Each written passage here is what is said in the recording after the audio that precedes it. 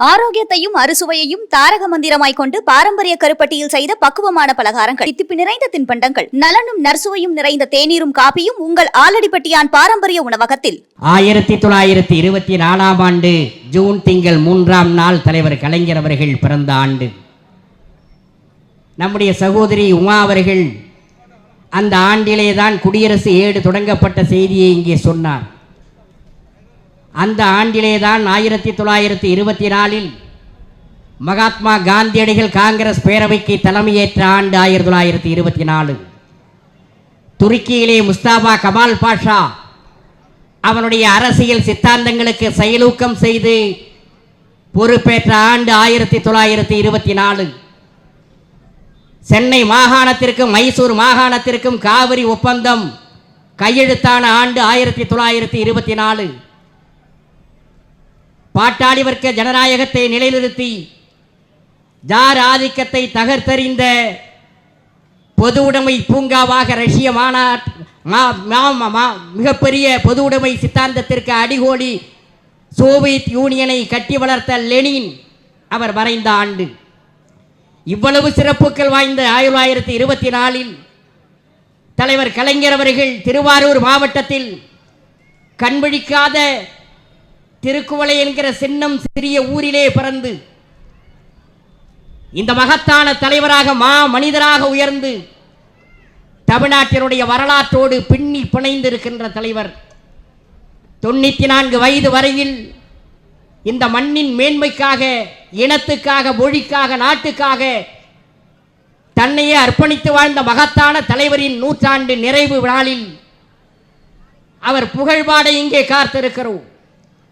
தலைவர் கலைஞர் நடந்த திசையெல்லாம் வானம் வசப்பட்டிருக்கிறது, அதை பற்றி பேசுங்கள் என்று நம்முடைய சுபவி அவர்கள் எனக்கு தலைப்பை வழங்கியிருக்கிறார்கள். சாகாத வானம் நாம், வாழ்வை பாடும் சங்கீத பறவை நாம், பெருமை பற்றி போகாத நெடுங்கடல் நாம், நிமிர்ந்து நிற்கும் இமயம் நாம், பொதியம் நாம் என்று நாம் போற்றி பாடுகிற திராவிட இயக்கத்திற்கு 1/2 நூற்றாண்டு காலம் தலைமை வகித்து தமிழ் சமுதாயத்தை தலைநிவர செய்த தானை தலைவர் நம்முடைய தலைவர் கலைஞர் அவர்கள். இளம் வயதிலே அவர் பிறந்த அந்த சிற்றூரில் 14 வயதில் 1938இல் இந்திய எதிர்ப்பு போர்க்களத்திலே தன்னை ஈடுபடுத்திக் கொண்டு ஓடி வந்த இந்தி பெண்ணே கேள், நீ நாடி வந்த நாடு இதுவல்லவே என்று முழங்கி கயல் புலி கொடியேந்திய ஊர்வலம் போய் இளமை காலத்திலேயே தமிழுக்காக திருவாரூர் வீதிகளிலே முழக்கமிட்ட தலைவராக தலைவர் கலைஞருடைய வரலாறு தொடங்குகிறது. அவர் நடந்த திசையெல்லாம் வெற்றி பெற்றிருக்கிறார். எல்லா திசைகளிலும் எழுத்துலகில், பத்திரிகை உலகில், நாடகம் எழுதுவதில், திரைவானில், இலக்கிய உலகில் எல்லாவற்றிலும் உச்சபட்ச நட்சத்திரமாக திகழ்ந்தவர் தலைவர் கலைஞர் அவர்கள். 1942இல் தலைவர் கலைஞர் அவர்கள் 18 வயது தமிழ்நாடு தமிழ் மாணவர் மன்றத்தை தொடங்குகிறார். 18 வயதில் அதனுடைய ஆண்டு விழா நிறைவு விழாவுக்கு புரட்சி கவிஞர் பாவேந்தர் பாரதிதாசன் வாழ்த்துப்பா அனுப்பி வைக்கிறார். கிளம்பித்துக்கான் தமிழ் சிங்க கூட்டம், கிழித்தெறிய தேடுதுகான் பகை கூட்டத்தை என்ற வரிகளை போட்டு 18 வயது இளைஞர் கலைஞருக்கு எழுதிய வாழ்த்துப்பாதான் பாவேந்தர் பாரதிதாசன். 42இல் திராவிட நாடு ஏட்டை அறிஞர் பெருந்தகை அண்ணா அவர்கள் தொடங்குகிறார்கள். அந்த ஏட்டிற்கு ஒரு கட்டுரை வருகிறது திருவாரூரிலிருந்து. கட்டுரை இளமை பழி என்ற தலைப்பிலே அந்த கட்டுரை வெளியிடப்படுகிறது. அந்த வார ஏடு, திராவிட நாடு ஏடு வெளிவந்ததற்கு பிறகு அறிஞர் அண்ணா அவர்கள் திருவாரூருக்கு போகிறார். ராமன் என்பவர் வீட்டிலே தங்கியிருக்கிறார். இந்த வாரம் திராவிட நாடு ஏட்டில் திருவாரூரிலிருந்து கருணாநிதி என்பவர் ஒரு கட்டுரை எழுதியிருக்கிறார். நான் அவரை பார்க்க வேண்டும், அழைத்து வாருங்கள் என்று சொல்கிறார். அழைத்து வருகிறார்கள் அந்த கட்டுரையாளரை. அறிஞர் அண்ணா அவர்கள் அந்த கட்டுரையாளரை பார்த்துவிட்டு திகைத்து போகிறார், வியந்து போகிறார். மெல்லிய உருவத்திலே ஒரு இளம் வயது கலைஞர் 18 வயதிலே வந்து நிற்பவரை பார்க்கிற பொழுது இளமை பழி என்று அவர் எழுதிய கட்டுரைக்கு அன்றைக்கு அறிஞர் அண்ணா அவர்கள் பாராட்டு தெரிவித்தது மட்டுமல்ல, தொடர்ந்து எழுது, அதே நேரத்தில் நீ படிக்கவும் வேண்டும் என்று சொல்லிவிட்டு போகிறார். 43 தலைவர் கலைஞர் அவர்கள் தன்னுடைய 19 வயதில் தமிழ்நாடு தமிழ் மாணவர் மன்றம் என்று அவர் தொடங்கிய அமைப்புக்கு நிதி திரட்டுவதற்காக சாந்தா என்ற பழனியப்பன் என்கிற நாடகத்தை எழுதுகிறார். அந்த நாடகத்தை அந்த காலத்திலேயே 100 ரூபாய் கொடுத்து நாகை ஆர்வி கோபால் நாடக குழுவினர் வாங்கிக் கொள்கிறார்கள். அப்பொழுதுதான் தலைவர் கலைஞர் நினைக்கிறார், இந்த எழுத்துக்கு இவ்வளவு மரியாதையா? 1943 கலைஞரின் நாடகத்திற்கு 100 ரூபாய் விலை கொடுத்து வாங்கினார்கள். அப்பொழுதுதான் நினைக்கிறார், எழுத்தின் வலிமையை உணர்கிறார். நாம் எழுத வேண்டும் என்கிற ஆர்வம் திராவிட இயக்கத்தினுடைய சுயமரியாதை இயக்கத்தின் தந்தை பெரியாரின் கருத்துக்களை உள்வாங்கிக் கொள்வதற்கு அவர் வாங்கி படிக்கிற குடியரசு ஏடு அவருக்குள்ளே ஏற்படுத்திய தாக்கம், இன உணர்வு, மொழி உணர்வு, திராவிட இன உணர்வு, அது ஒரு பக்கம். அதே நேரத்திலே எழுத்து உலகில் தலைவர் கலைஞர் மிக உயர்ந்த சிகரத்தை தொட்டார் என்றால் இளமை காலத்திலேயே அதற்கு தயாரானார்கள். 47 கலைஞர் அவர்களுக்கு 23 வயது. கோயமுத்தூரில் ஜூபிட்டர் பிக்சர்ஸ் ராஜகுமாரி படத்திற்கு வசனம் எழுதுகிறார். 23 வயதில் அந்த ராஜகுமாரி படம்தான் எம்ஜி ராமச்சந்தர் என்பவரை கதாநாயகனாக போட்டு நடித்த முதல் படம். ஆக எம்ஜி ராமச்சந்திரனுக்கு முகவரி கொடுத்த தலைவர் கலைஞர் என்பது வரலாறு சொல்கிறது. அதற்கு பிறகுதான் அவர் புரட்சி நடிகரானார். எனவே தலைவர் கலைஞர் அவர்கள் நாடக உலகில், நாடக வானில் உச்சத்துக்கு போனார். கொள்கை பிரச்சாரத்திற்காக தூக்கு மேடை நாடகம், காகிதப்பூ, அம்மையப்பன், மணிமகுடம், பரபிம்பம், உதயசூரியன், இவையெல்லாம் தலைவர் கலைஞர் அவர்கள் எழுதி குவித்த நாடகங்கள். அவரை நடித்திருக்கிறார் உதயசூரியனில், காகிதப்பூ நாடகத்தில். அதை போலவே திரைவானில் 1947 23 வயதில் ராஜகுமாரி படத்திற்கு கதைவசனம் எழுத தொடங்கிய கலைஞர் 96 புதிய பராசக்தி வரையிலே அவர் திரைவானில் அவருடைய இடத்தை இன்று வரையிலே கலைஞர் விட்ட இடத்தை தொடுவதற்கு எவராலும் முடியாது. 24 வயதிலே அபிமன்யு திரைப்படத்திற்கு வசனம், 50 வயது 1950 26 வயது மந்திரிகுமாரி, அது ஏற்கனவே தலைவர் கலைஞர் நாடகமாக எழுதி அதை தேவி நாடக சபா அதை நடித்துக் கொண்டிருந்த நேரத்திலே சேலம் மாதன் தியேட்டர்ஸுடைய அதிபர் TR சுந்தரம் அந்த நாடகத்தை போய் பார்க்கிறார். உடனடியாக எல்லிஸ் டங்கனை வைத்து படமாக எடுக்கிறார். மகத்தான வெற்றி பெற்ற படம் 1950. 1950 தேவகி படம் வெற்றி பெறுகிறது. மணமகள் என்கிற படம் NSK எடுக்கிறார், கலைவாணர் NS கிருஷ்ணன். அதற்கு கதை வசனம் எழுதினார். மகத்தான வெற்றி பெற்ற படம். அந்த படத்துக்கு வசனம் எழுதி கொண்டிருந்த நேரத்திலே தான் கலைஞர் அவர்கள் சென்னையில் NSK வீட்டுக்கு போகிறார் அவரை சந்திப்பதற்கு. செல்லமுத்து என்கிற அவருடைய கம்பெனியினுடைய மேனேஜரோடு போகிறார். அங்கே வீட்டிலே NS கிருஷ்ணன் இல்லை. உடனடியாக அவரிடத்தில் பேசிவிட்டு கிளம்புகிற பொழுது NSKவிடம் சொல்ல வேண்டிய செய்தியை சொல்லிவிட்டு புறப்படுகிறார். அந்த நேரத்தில் செல்லமுத்து என்பவர் NSK கம்பெனியில் இருப்பவர். NSK கம்பெனியினுடைய படக்கம்பெனியினுடைய மேனேஜரிடத்தில் சொல்கிறார், கலைஞருடைய காருக்கு பெட்ரோல் தீர்ந்து விட்டது, பெட்ரோல் போட வேண்டும் என்று சொன்ன பொழுது NSKவினுடைய மேனேஜர் சொல்கிறார், கலைஞருக்கு வசனம் எழுதுவதற்கு பணம் கொடுக்கிறோம், அவர் காருக்கு எதற்காக கூப்பன் கொடுக்க வேண்டும் என்று அடாவடி பேசுகிறார். இருந்தாலும் ஒரு கூப்பனை கொடுத்து விடுகிறார். சொல்லிவிட்டு சிட்டாடல் ஸ்டுடியோவில் NS கிருஷ்ணன் ஷூட்டிங்கில் இருக்கிறார். அவரிடத்தில் போய் அந்த மேனேஜர் சொல்கிறார், இப்படி வந்தார், கூப்பன் கேட்டார்கள், பெட்ரோல் கூப்பன் முடியாது என்று சொல்லிவிட்டேன் என்று சொன்ன பொழுது ராஸ்கோல் என்கிற வார்த்தையை NSK பயன்படுத்துவோம். அடி ராஸ்கோல், கலைஞரிடத்திலே போயா உன் கைங்கரியத்தை காட்டார் என்று செவலிலே அறைந்துவிட்டு அவர் ஒப்பனை போட்டுக் கொண்ட மேக்கப்போடு நேரடியாக கலைஞருடைய இல்லத்துக்கு ஓடுகிறார். NS கிருஷ்ணன் ஓடி போய் கலைஞரை பார்க்க போகிறார். இல்லை, தலைவர் இல்லை, அவருடைய தாயார் இருக்கிறார்கள். அவரிடத்தில் இது போன்று தவறு என் மேனேஜர் செய்துவிட்டார் என்று சொல்லி 1000 பெட்ரோல் கூப்பன்களை கையிலே கொடுத்துவிட்டு தம்பி வந்தால் கொடுத்து விடுங்கள் என்று சொன்னார் என்றால் 1950 கலைஞரின் எழுத்து வலிமை எப்படிப்பட்ட வலிமை! எத்தனையோ படங்களுக்கு எழுதினார். 52 பராசக்தி திரைப்படம் அது ஏற்படுத்திய தாக்கம் இன்றைக்கும் எதிரொலித்துக் கொண்டிருக்கிறது. திரை வானத்தில் திரை நட்சத்திரமாக ஒரே நாளில் நான் உயர்ந்தேன் என்று அன்றைக்கு சொன்னாரே சிவாஜி கணேசன், நடிகர் திலகம். அந்த நடிகர் திலகத்தை இந்த நாட்டுக்கு அடையாளப்படுத்தியது கலைஞரின் பேனா, பராசக்தி வசனம். அதை பேசுகிற முறை, அதை கலைஞர் அமைத்திருந்த காட்சி. எந்த புது நடிகர்கள் வந்தாலும் இங்கே இயக்குனர் உட்கார்ந்து இருக்கிறார், அவர்களை எல்லாம் பேச சொல்வது கலைஞரின் வசனம். அதற்கு பிறகு மனோகரா வருகிறது, அதற்கு பிறகு எத்தனையோ திரைப்படங்கள். அந்த திரைப்படங்கள் அத்தனையும் தலைவர் கலைஞரின் வசனங்கள் ஏற்படுத்திய தாக்கம். திரை வானம் தலைவர் கலைஞரின் வசப்பட்டது. அதை போலத்தான் இலக்கிய வானத்திலே கலைஞர் எழுதி குவித்த எத்தனையோ புதினங்கள், வரலாற்று காவியங்கள். 45 21 வயதில் கிழவன் கனவு என்ற ஒரு நூலை எழுதினார். 47 பலிபீட நோக்கி 23 வயதில் கலைஞர் எழுதி குவித்த புதினங்கள் இலக்கிய வானத்தை வசப்படுத்தினார். ரோமாபுரி பாண்டியன், பொன்னர் சங்கர், பாயும்புலி பண்டாரக வன்னியன், தென்பாண்டி சிங்கம்.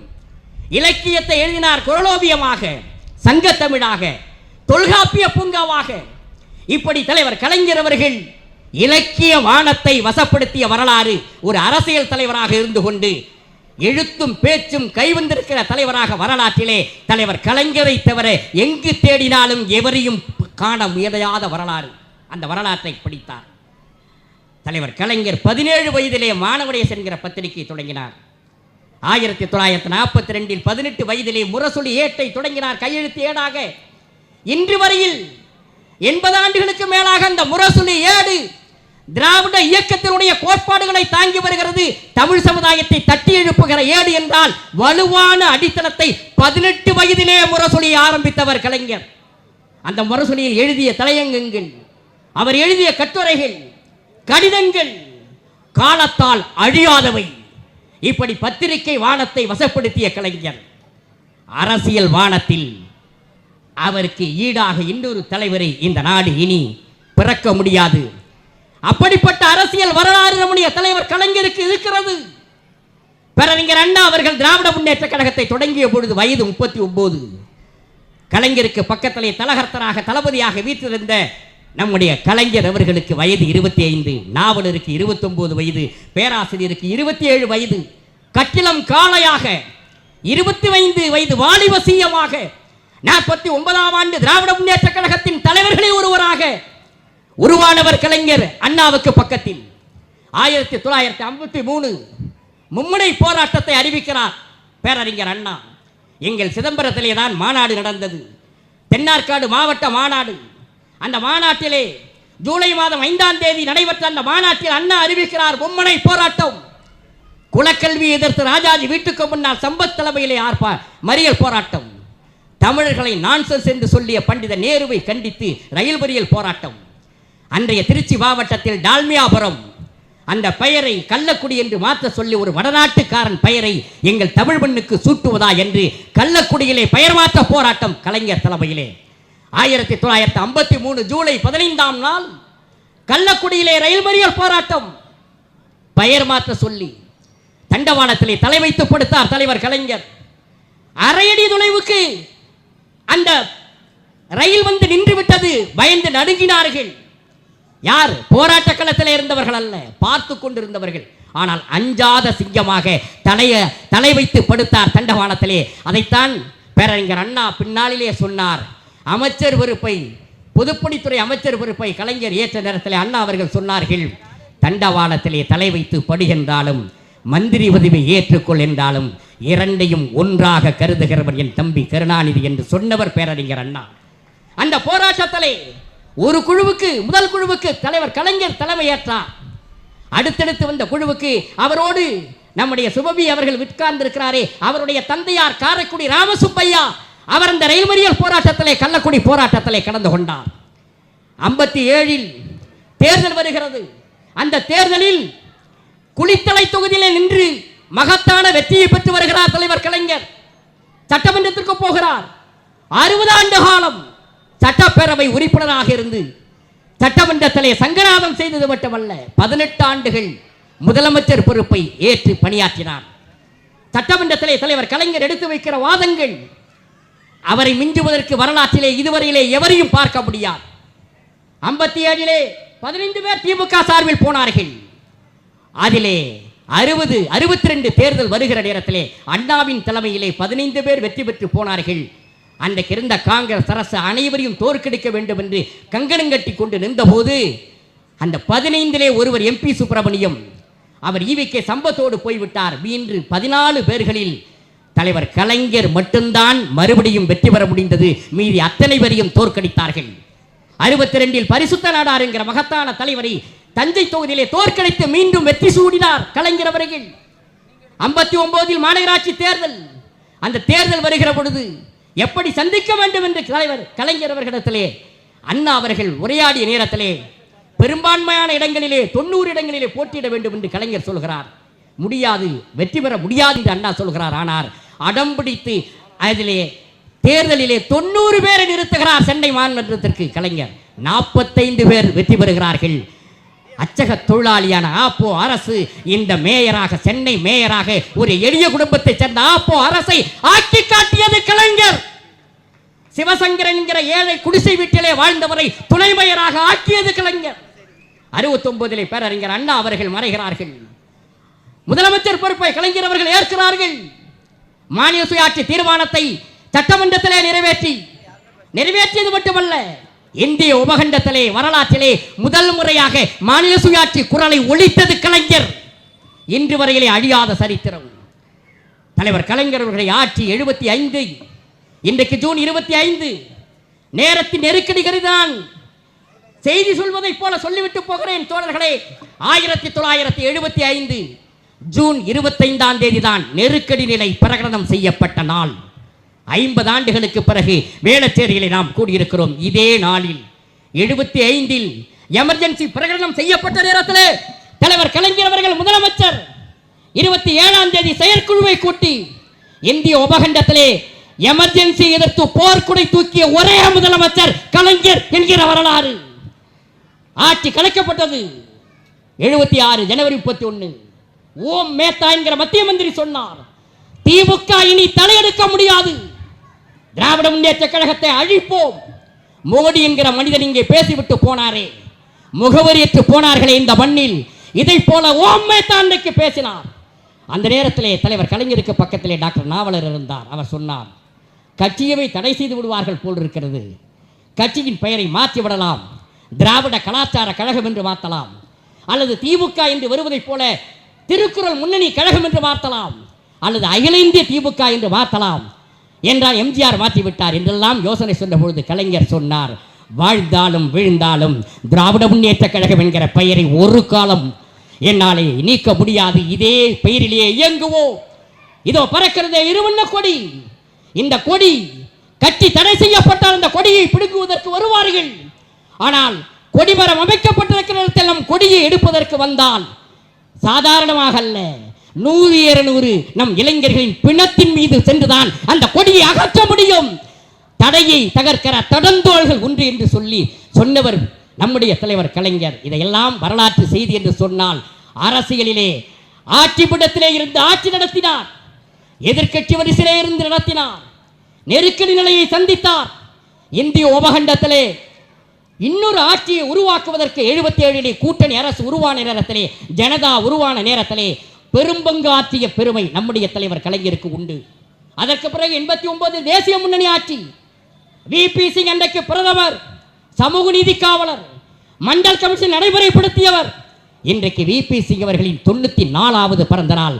தளபதி அவர்கள், முதலமைச்சர் அவர்கள் வாழ்த்து தெரிவித்திருக்கிறார்கள். அமைச்சர் பெருக்கர்கள் அவருடைய சிலைக்கு இந்தியாவிலே உத்தரப்பிரதேசத்திலே கூட சிலை கிடையாது. விபி சிங்குக்கு சிலை அமைத்த நம்முடைய தளபதி முதல்வர் அவர்களை வணங்குகிறோம், வாழ்த்துகிறோம். தலைவர் கலைஞர் அவர்களால் அன்றைக்கு அவர் பிரதமரானார். இந்திய நாட்டின் அரசியலிலே நெருக்கடிகள் ஏற்படுகிற போதெல்லாம் தென்னகத்திலிருந்து தலைவர் கலைஞர் குரல் கொடுத்திருக்கிறார். எனவே தமிழ்நாட்டின் அரசியல் வானம் மட்டுமல்ல, இந்திய அரசியல் வானமும் கலைஞர் வயப்பட்டு கிடந்தது, கட்டுப்பட்டு கிடந்தது. அதே கலைஞரினுடைய வழியில், அவர் காட்டிய பாதையில் இன்றைக்கு நம்முடைய தளபதி அவர்கள், முதலமைச்சர் அவர்கள் இந்தியா கூட்டணியில் முதலிலே அதை முகிழ்த்தெடுத்து வளர்த்தெடுத்து இன்றைக்கு இந்தியாவுக்கே வழிகாட்டக்கூடிய தலைவராக நம்முடைய முதலமைச்சர் அவர்கள் திகழ்கிறார்கள். 1971 ஒரு வரலாற்று பேராசிரியர் சினேகபிரபா ரஸ்தோகி அவர் ஒரு கட்டுரை எழுதுகிற பொழுது சொன்னார், திராவிட முன்னேற்ற கழகத்தினுடைய தேவை தமிழ்நாட்டோடு முடிந்துவிடவில்லை, இந்தியா முழுவதுக்கும் அதனுடைய சேவை தேவை என்று 1971 வரலாற்று பேராசிரியர் சினேக பிரசாத் ரஸ்தோகி எழுதினார். இன்றைக்கு இந்த தேர்தலின் மூலமாக, நாடாளுமன்ற தேர்தலின் மூலமாக திராவிட முன்னேற்ற கழகத்தின் தேவையை இந்திய அரசியல் அரங்கம் உணர்ந்திருக்கிறது. அதற்கு அச்சாரமிட்ட தலைவர் நம்முடைய தலைவர் கலைஞர், திராவிட பெருந்தலைவர் கலைஞர். அவருடைய புகழை பாடுவோம், அவர் காட்டிய வழியிலே செம்மாந்து நடப்போம்.